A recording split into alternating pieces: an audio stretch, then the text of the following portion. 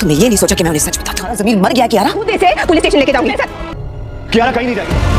मुझे प्रोटेक्ट मत करो भैया, मम्मा से। एक बार अपनी बेटी की हालत देखिए चाची साहब। ये कि नशा करके इससे गलती हुई है, जानने की कोशिश तो कीजिए कि इसने ये गलती क्यों की, आने पर की कहां की। नशे की दलदल की तरह होती है चाची साहब। अपनी बेटी को इस दलदल से बाहर निकालने में इसकी हेल्प करिए। रास्ते से हट जाइए, अब सच सबके सामने आ चुका है कि वजह से मेरे भैया की जान गई है। कियारा अंशुमन के गुनहगार नहीं है, अंशुमन की मौत का जिम्मेदार कोई और है। ये सच अभी बाहर नहीं आया है। रिश्ता क्या कहलाता है कि आने वाले एपिसोड होने वाले हैं ज़बरदस्त। जी हाँ दोस्तों, आने वाले एपिसोड में आप देखेंगे कि उधर कियारा जब नशा करती है तो पकड़ी जाती है, तो उसे मतलब मासा और चाची सा ये सब पुलिस के हवाले करने जा रहे होते हैं। तो अरमान उसे रोक लेता है। अरमान कहता है नहीं, ये गलत कर रहे हो तुम, अपनी बच्ची से तुम खुद पूछो। और ये एक दलदल का नशा होता है, दलदल में इंसान फंस जाता है।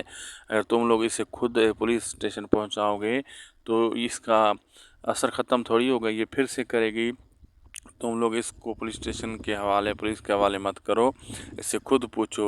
और तान्या कहती है यही मेरे भैया की कातिल है, पता चल चुका। अरमान कहता है नहीं, ये कातिल नहीं है, इससे हमें पता लग सकता है, हमें ये बता सकती है कि वो कौन है, लेकिन असली कातिल कोई और है, जिसकी वजह से अंजुमन का खून हुआ, अंजुमन की जान गई।